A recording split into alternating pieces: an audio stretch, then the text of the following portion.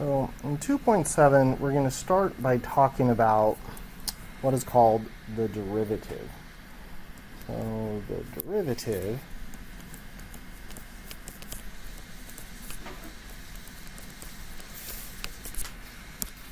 and rates of change.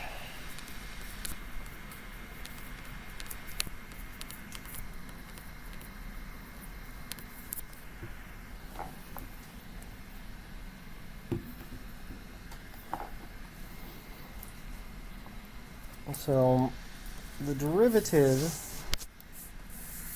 is what we've been talking about a bit without actually ever saying that word for the last section. So let's imagine we have a curve that looks something like this.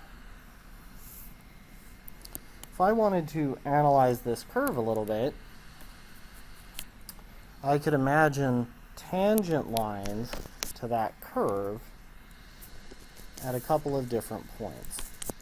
So the first thing I would notice, if I look at this blue line that I've just drawn, well, what would the slope of that line be? Positive, negative, or zero? It's going to be positive, right?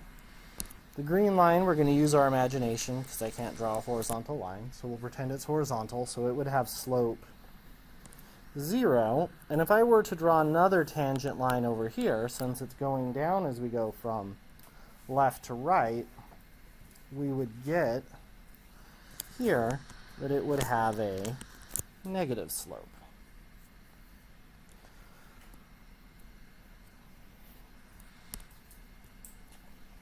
So the big idea that we want to talk about is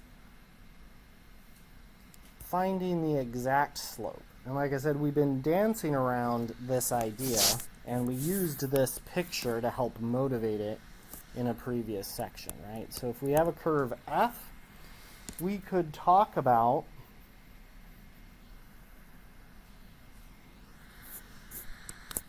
finding the slope at some point. So let's say we're interested in finding the slope of this graph at the point A. So we would have the ordered pair AF of A, and then we could have some other point over here, which would be X. And then on our graph, we would have the corresponding point X, F of X. And we could find the slope of the line that contains these 2 points.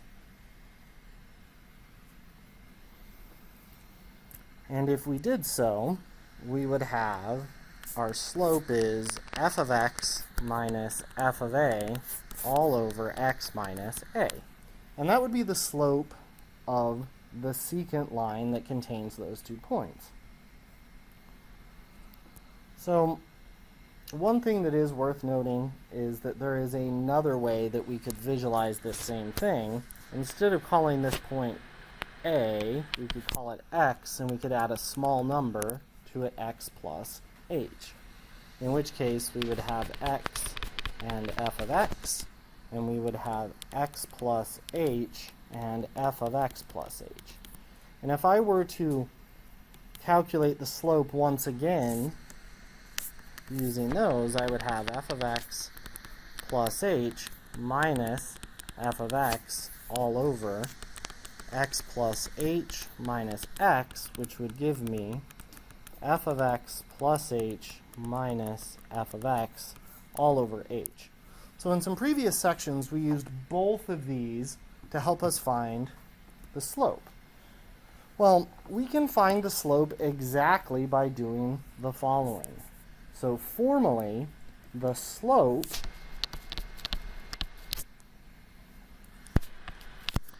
at x equals a is the limit as x approaches a of f of x minus f of a all over x minus a. So by combining limits with the idea of slope, we have our slope formula, f of x minus f of a all over x minus a. We know we can't divide by 0, but we can take the limit. And if that limit exists, it tells us the slope. So if we come back up to our picture, the idea is if we have these two different points, x and a, and we take the limit as x goes to a, what's going to happen is that our 2 points are going to squeeze together until we've actually found the slope at exactly 1 point, which would be exactly the slope of the graph at that point and no longer an approximation. So the limit is what's going to allow us to find the slope using 1 point as opposed to 2, right?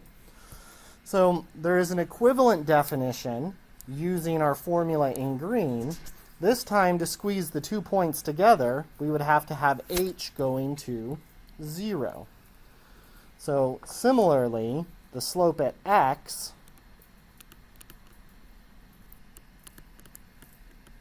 is the limit as h goes to 0 of f of x plus h minus f of x all divided by h.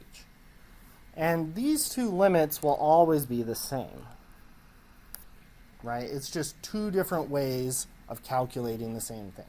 So if you like one formula, use that one, it's great. If you like the other one, use that formula, it's great. They'll always give you the same answer regardless of what we get. All right, so now more definitions. The tangent line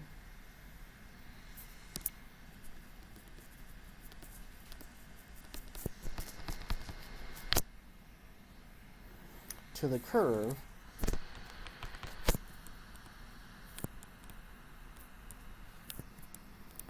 at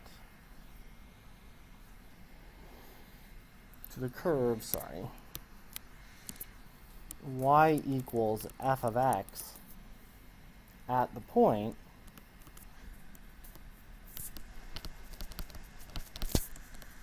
a comma f of a is the line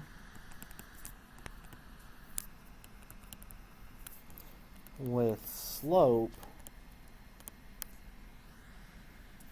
m equals the limit as x goes to a of f of x minus f of a all over x minus a that contains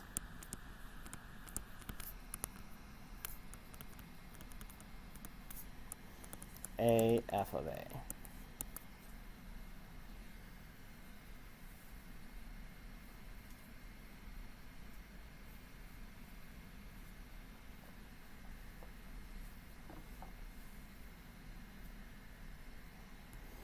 So we have a convention that goes along with this.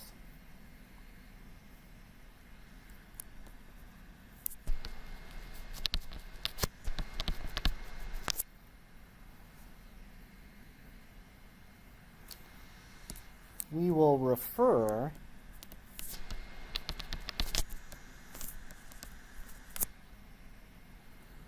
to the slope of the tangent line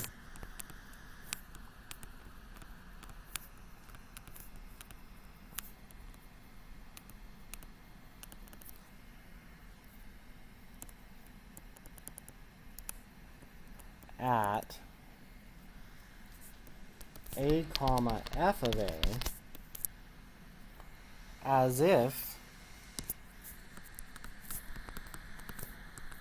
it is the slope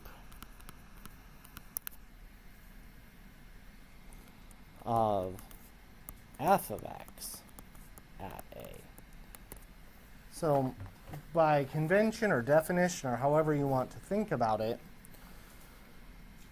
when we're talking about the slope of a nonlinear function, we will refer to its slope as if it was the slope of the tangent line. So if we know the slope of the tangent line at the point, by definition, the slope of that function is the same at that point. Because the tangent line, remember, gives us the instantaneous rate of change at a point. So the slope of the tangent line is the slope of that function at any given point. So it's going to change, right? If it's not a linear function, it's going to have different slopes at each point, but that slope will be equal to the slope of the tangent line at that point, and that's what we're saying. Because technically, by definition, we have to define our slope in terms of tangent lines, because lines have slope, not curves, right? So it's just a formal convention. People will never, or very rarely ever, say the slope of the tangent line at a point. They'll say something more like the slope of f at that point. And just know that they mean the slope of the tangent line, and you can find it using some of our different methods. All right, so let's remind ourselves of a quick example on how to do this. So example, find the equation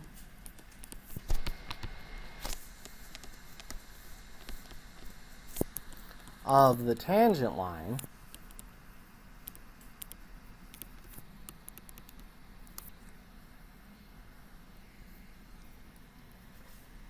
to f of x is equal to x squared plus 1 at x equals 2. So the first thing we need to do is find the slope.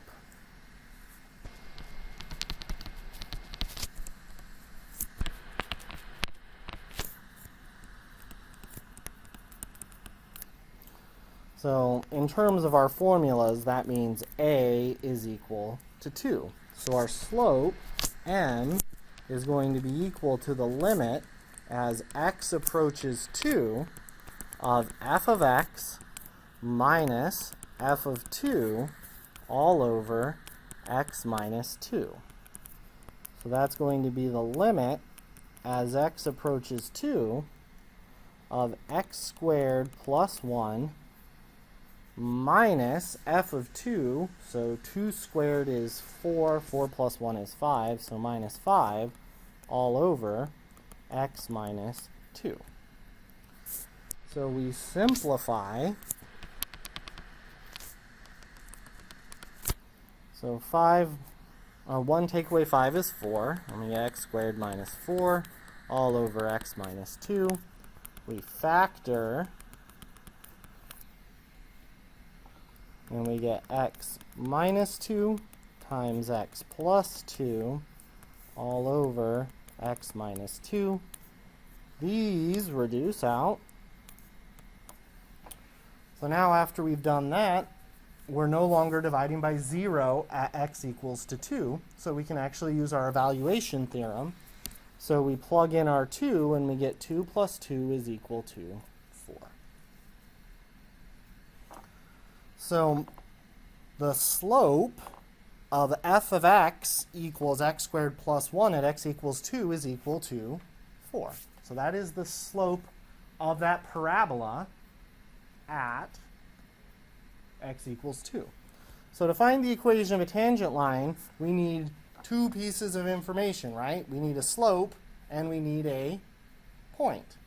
So to get our point, we calculate f of 2. So the point is f of 2, and f of 2, as we calculated earlier, is 2 squared plus 1, which equals 5, which gives us the ordered pair. When we input 2, we output 5. So then the equation of our line is y equals mx plus b. And we know m, and we know an x, and we know a y. The only thing we don't know is a b. So we put in our slope of 4. We put in our x value of 2. And we put in our y value of 5, giving us 5 equals 2 times 2 plus b, and then we just solve for b. So 5 equals 4 plus b, minus 4, 1 is equal to b. So then that gives us y equals, our slope is still 4, so 4x plus 1.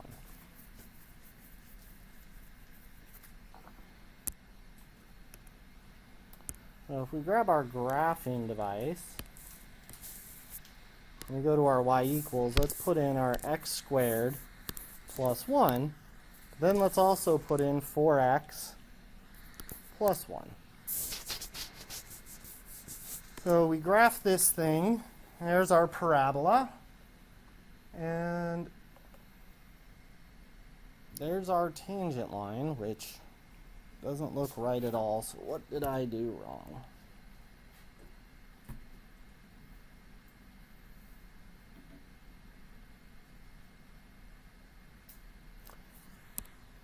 Apparently, we're going to have a typo. I highlight a 4 and write a 2. That's what I did wrong. So let's fix that. 8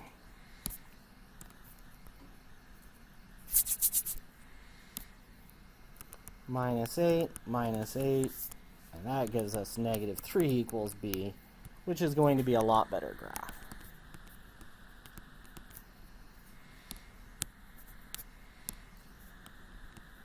That is not the correct picture at all. So let's modify our picture accordingly. Minus 3, and let's do that again. And there we go. So we get this graph, and at x equals 2, we notice that they look pretty good. So let's change our window. Let's make our x min 1, our x max 3, and change our x scale to 0.1. And let's do the same thing around the 0.5. So we're going to go from 4 to 6, and we're going to change it to 0.1. So now when we graph it, we get that little bit of a parabola. And then when you draw the tangent line, what do you notice? They're almost indistinguishable from each other. The tangent line is very, very close to that parabola. And if we changed our window, if we went in by a factor of 10 again, so if this time we went to 2.9 to 3.1 and changed our scale to 0.01, and we went from 4.9 to 5.1, and we did the same thing, we changed it to 0.01s, we're going to zoom in quite a bit.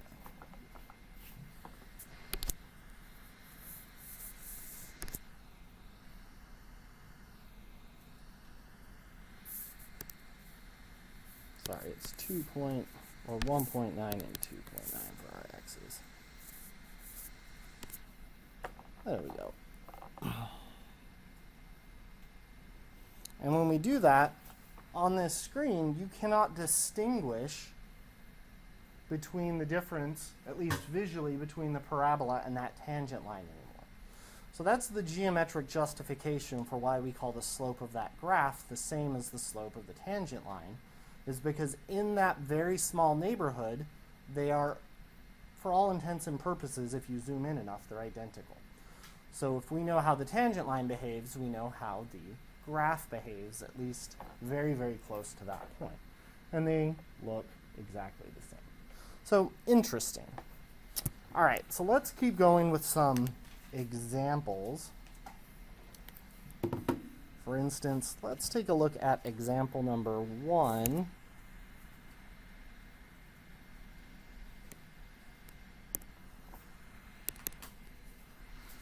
For my notes.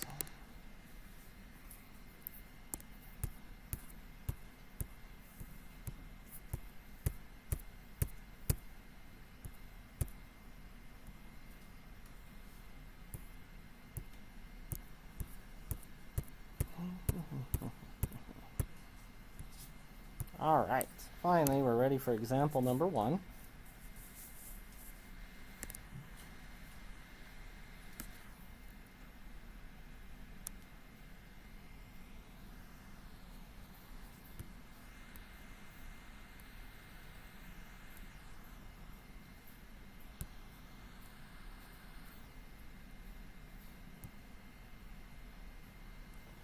So a particle starts by moving to the right along a horizontal line. The graph of its position is shown. Use the graph to answer the following questions. All right. So A, when is the particle moving to the right? B, when is the particle moving to the left? When is the particle standing still? And D, draw a graph of the velocity function.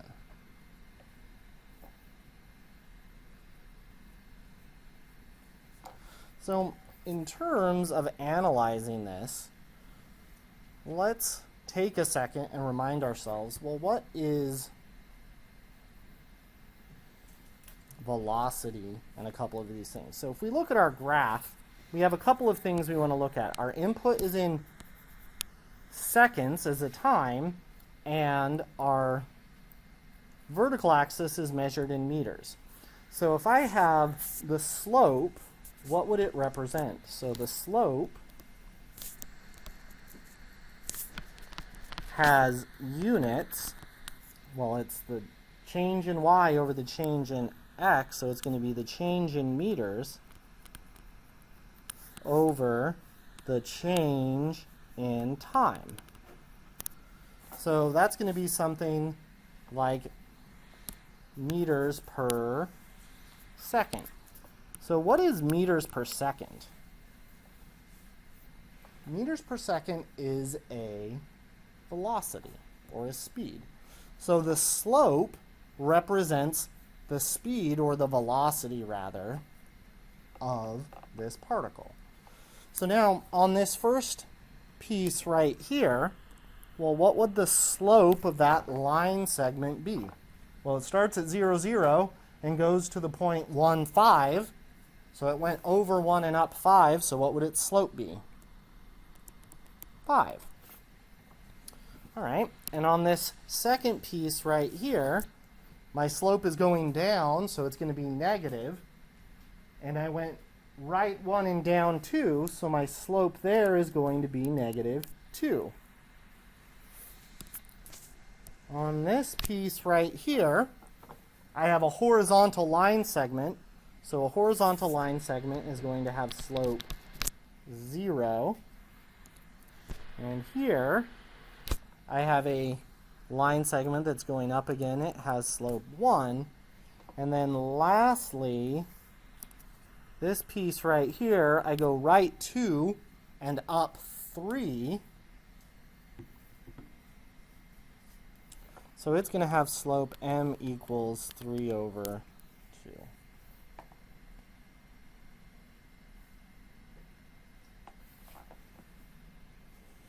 So now, where is it going to be moving to the right? Well, when its velocity or its speed is positive, or when its velocity or its speed is negative? Well, when it's positive. So it will move right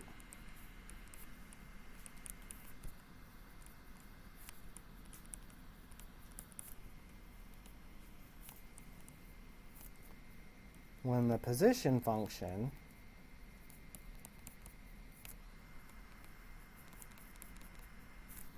has positive slope.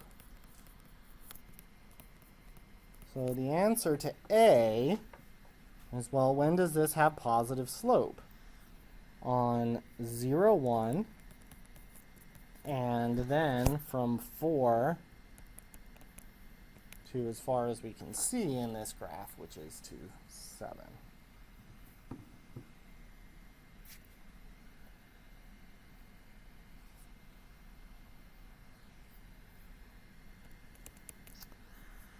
So it's going to go left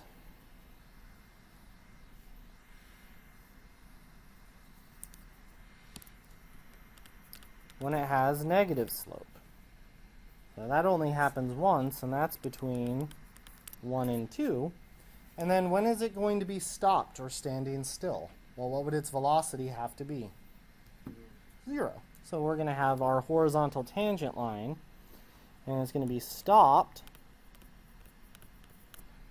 between the values of 2 and 4. So now we want to draw the velocity function. So the first thing, on the horizontal axis, we're going to have time, which is measured in seconds. And then on the vertical axis, we're going to have meters per second.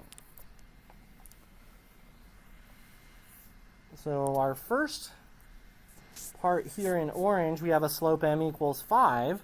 So we're going to get a horizontal line at 5 because the velocity or its slope on that whole interval is 5. Then on our next part, we have m is -2. So that's going to make our velocity the horizontal line at -2. Then our next piece, it's red, and that goes from 2 to 4 seconds, and we have slope 0. And then on the interval 4 to 5 seconds, we have slope 1. And then lastly, on the interval from, currently I can't read, that's 5. Maybe from, no, I was right the first time, because it was increasing before. Sorry, it's increasing where it's green too. So then our last part, it changes, we get 3/2. So when we draw our graph, we get these little piecewise horizontal lines. And the y value for each of these is the slopes of the previous graph, right? So when we talk about graphing the velocity function, we are graphing the slopes of the position function. Because our slope represents velocity, right? Because the slope was change in meters per second, which is the change in output over the change in input. So we get our slope, our graph of our slopes would look like this. All right, let's take a look at our next example. Example 2.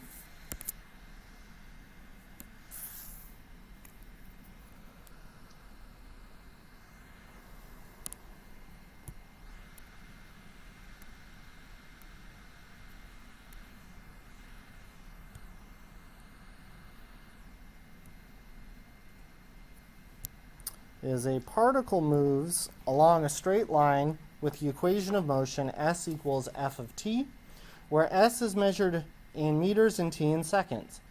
Find the velocity and the speed of f of t equals t squared minus 10t when t equals 3.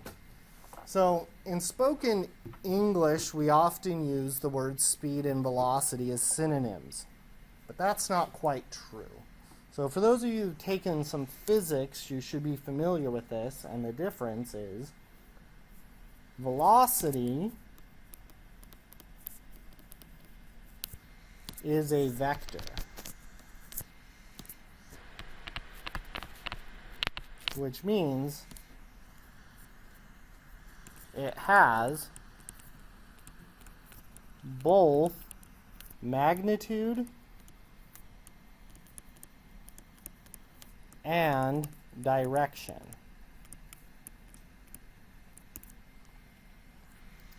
Speed is a scalar.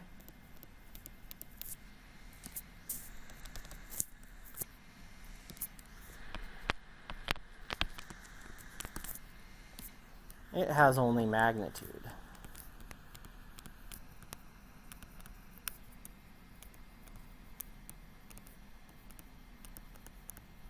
So the difference between speed and velocity is a direction. Velocity would be something like I'm going 60 miles per hour east, because that has both a magnitude and a direction, as opposed to I'm just going 60 miles an hour, which is just a magnitude, how fast I'm going. So, all right, a particle moves along a straight line with the equation of motion s equals f of t, where s is measured in meters and t in seconds. Find the velocity and the speed of f of t equals t squared minus 10t when t equals to 3. All right, so we need to find our slope in order to do this. So our slope, m, is going to be the limit as t goes to 3 of f of t minus f of 3 all over t minus 3. So then that gives us the limit as t goes to 3 of t squared minus 10t minus, and if we calculate f of 3, we're going to get 3 squared minus 10 times 3, which is 9 minus 30, which gives us negative 21, all over t minus 3.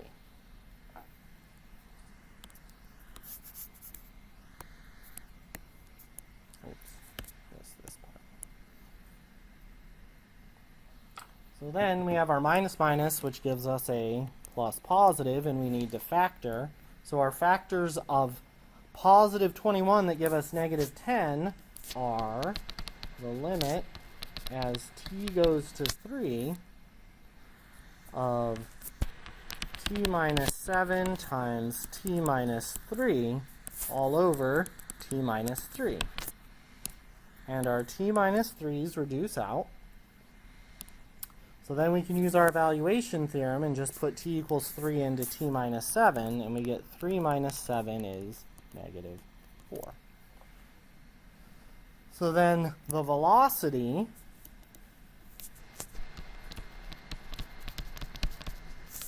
is negative 4 meters per second. The speed is the absolute value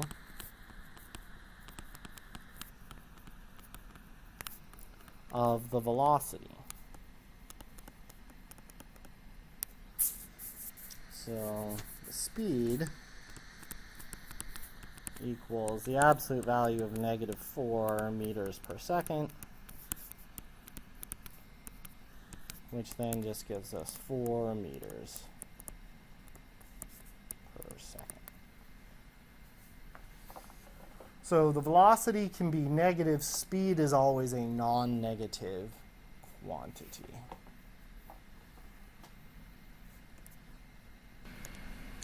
All right, so there are a couple of ways that we can resolve this. One of which is to just graph and then do the same analysis that we did in example number 1, right?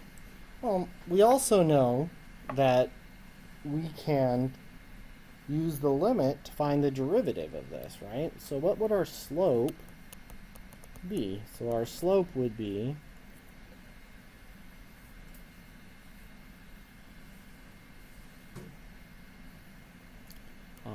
f of, or the limit, as h goes to 0 of f of t plus h minus f of t all over h. So that's the limit as h goes to 0 of t plus h squared minus 6t plus h plus 8. That's not going to fit there, so let's move it.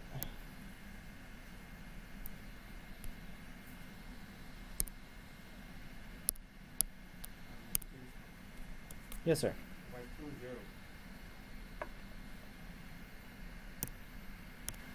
So then minus our f of t, which is going to be t squared minus 6t plus 8, whole thing divided by h.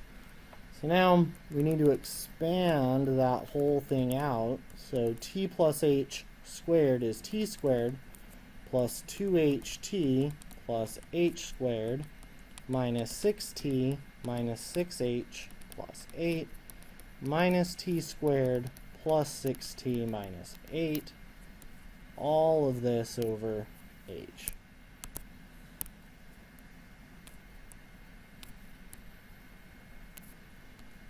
Now a whole bunch of things are going to reduce out. I have a t squared and a negative t squared. I have a negative 6t and a positive 6t. I have a positive 8 and I have a negative 8. So now everything that's left contains a common factor of h. So if I factor out my common factor of h,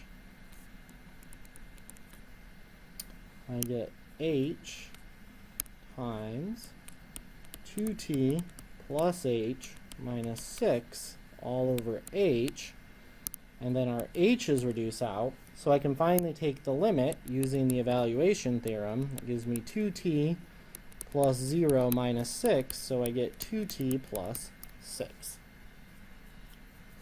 So that tells me then my slope is 2t plus 6, right? So then I could solve some inequalities or equations. So when does m of t equal to 0? Well, 2t plus 6 equals 0. We minus 6, we minus 6. And we get 2t equals negative 6. We divide by 2, we divide by 2, and we get t is equal to negative 3. So what does that tell us happens when t equals negative 3? Well, let's draw a picture of our graph and see if we can make this connection.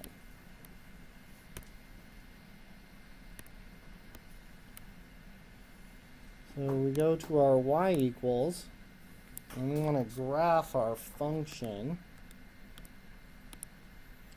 So we have x squared minus 6x plus 8.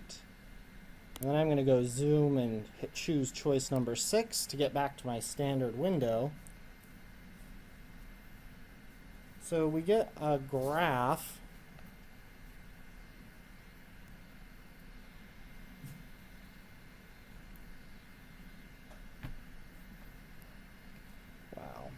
I am getting typo central here today.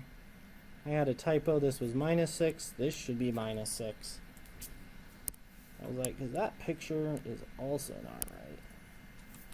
So we add 6, add 6. We should get t equals positive 3, which is a much better number. So let me go back. I had it correct here, but when I wrote this next line down, I magically changed the minus 6 to a positive 6. And then we solve for t, giving us t equals 3. So this should have been negative, and they were all negative. And then positive, so we get t equals 3. So when we look at our graph, what happens when t is equal to 3? Well, I'm guessing you all found this on your graph. What is located when t equals 3 on this graph? So on this point right here, we found t equals 1, 2, 3 here. What's the slope of the graph right there in that picture? 0. What did we set our slope equal to up here? 0, right? This isn't a coincidence. We found the point where it stopped. So that's where, so before that, it had a negative slope, so what direction was it going? Left, and then it stopped, and then what did it do? It started going to the right.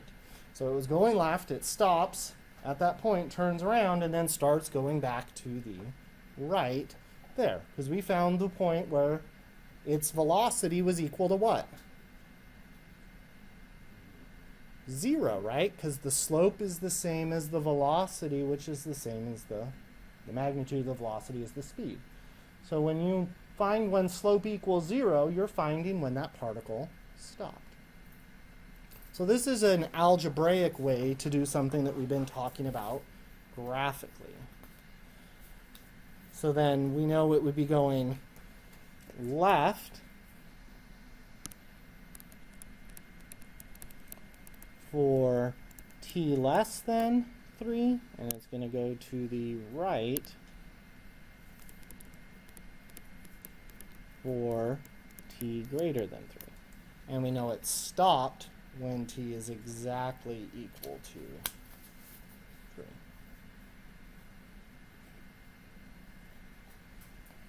All right. Let's take a look at our next example.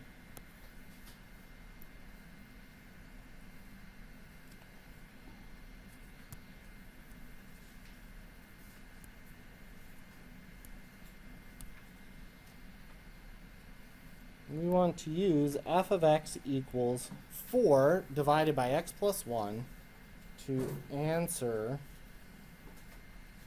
the following question. Oh, questions, plural. So find f of 1. Sure. Okay. So f of 1 is we put 1 in for x, and that gives us 4 over 2, which is equal to 2. So now we want to find the slope of f of x at x equals 1. So our slope at x equals 1 is going to be m is equal to the limit as x goes to 1 of f of x minus f of 1 all over x minus 1. So that's going to be the limit as x approaches 1 of f of x, which is 4 over x plus 1 minus f of 1. Well, we just found that in the previous part. F of 1 is 2. So 4 minus 2 all over x minus 1.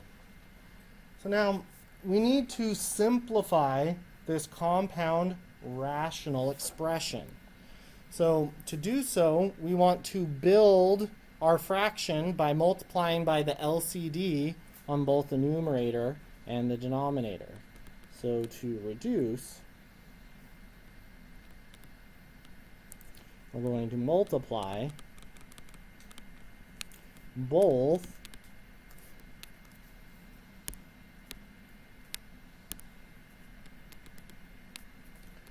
the numerator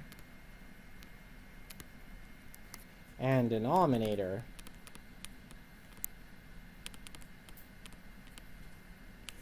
by the LCD of both the numerator and denominator.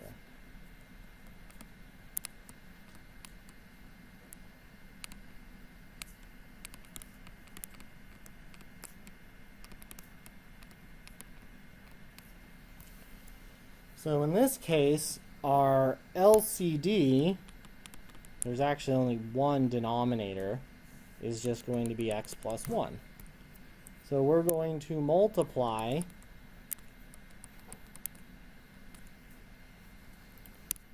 each of those by x plus 1. So we have x plus 1 times 4 over x plus 1 minus 2, and we have to multiply it by x plus 1, and then we have our denominator, which we also have to multiply by x plus 1, and it is x minus 1.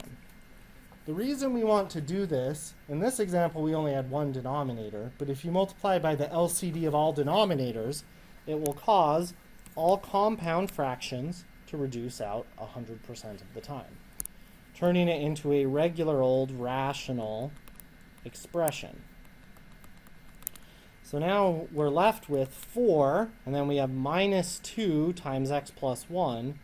So let's go ahead and distribute that minus 2 into our parentheses, giving us negative 2x, take away 2, and then we'll leave the denominator in its factored form, x plus 1 times x minus 1. So collecting our like terms, we get negative 2x plus 2 all over x plus 1 times x minus 1. So we still can't use the evaluation theorem, because if we plug 1 into the denominator, we get 1 minus 1 is 0.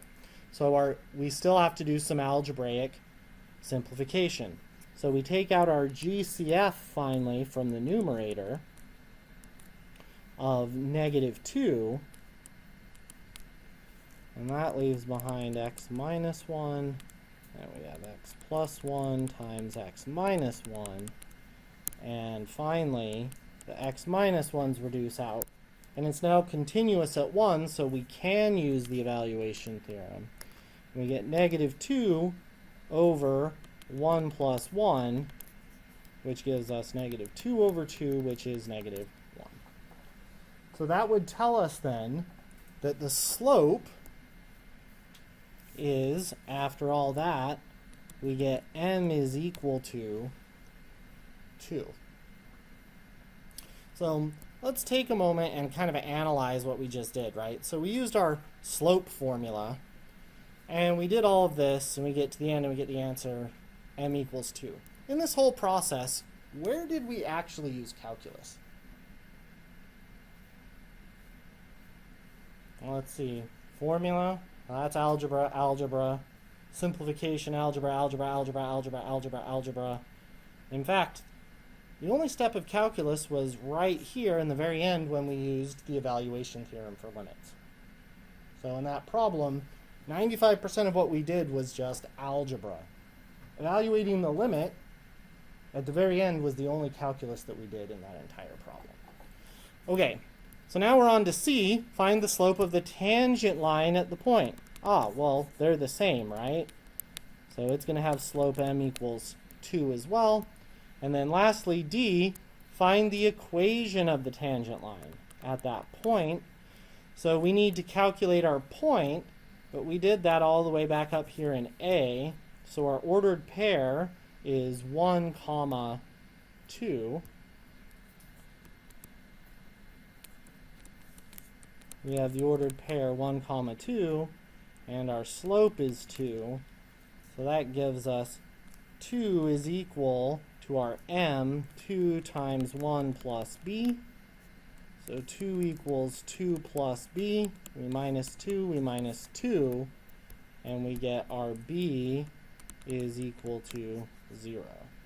So then using our y equals mx plus b, we just solved for our b value, which is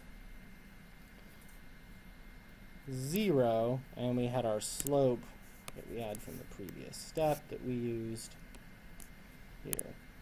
So our final answer is 2x plus 0. So y equals to 2x.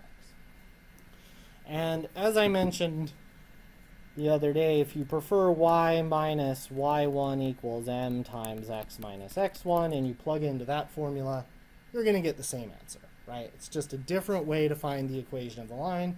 So if that version makes you happy, by all means use it, right? Because you're going to get the same thing. Y minus 2 equals 2 times x minus 1. So y minus 2 equals 2x minus 2. We add 2, and we get y equals 2x, which is the same no matter which version of the equation of the line you use to find it, right? Because there's exactly one line that has a slope and a point in it, right? So the method you use doesn't matter when it comes to resolving these. So to find our slope, we have m is the limit as x goes to 5 of f of x minus f of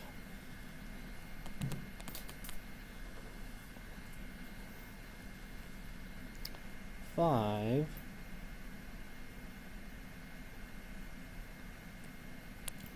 all over x minus 5. So that's going to give us the limit as x goes to 5 of x squared minus 8x minus, and our f of 5 is going to be the negative 15 that we have right here, all over x minus 5. So our minus minus gives us a plus positive, and we factor. So factors of 15 that give us negative 8 are x minus 3 and x minus 5. So we have our limit as x goes to 5 of x minus 3 times x plus 5 all over x minus 5. All over x minus 5. They reduce out. And then by the evaluation theorem, we plug in our x equals 5 to get 5 minus 3 is equal to 2. So that gives us our slope. So then we have y equals 2x plus b. We plug in our 5 and our negative 15. Negative 15 equals 2 times 5 plus b. Negative 15 equals 10 plus b minus 10 minus 10. And we get negative 25 is equal to b. So finally, that gives us the equation of our tangent line is 2x take away 25.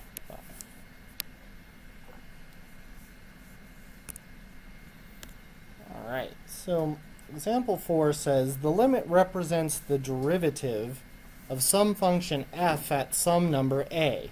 Find f and find a. So remember, we're trying to compare this to our definition, the other definition of the limit, which is the limit as h goes to 0 of f of a plus h minus f of a all over h. So then our hints would be, well, we need these things to match up, so, well, that's the easy part. So then this guy right here has to be f of a plus h. So if f of a plus h is equal to the tangent of pi over 4 plus h, well, what does a look like it has to be?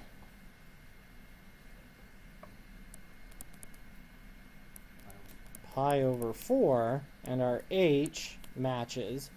And let's double check. If a is pi over 4, what does this tell me f of a is supposed to be? 1, right? So if that's the case, what is the tangent of pi over 4? If you're doing it with your calculator, make sure your calculator's in radians, right? So if you check, what is the tangent of pi over 4? You should get 1. If your calculator's not in radian mode, you'll get, I don't know, something, this. Some number that's not 1. So remember, in our class, we will always, always, always use radians. All right, so indeed it checks. So our a is pi over 4, and our f would then have to be tangent.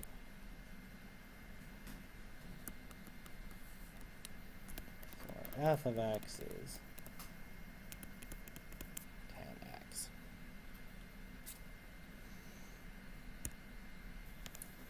All right, so let's take a look at this one, and it is just a little bit tricky. So we look at, this is our f of a plus h. So f of a plus h is equal to 10 to the h.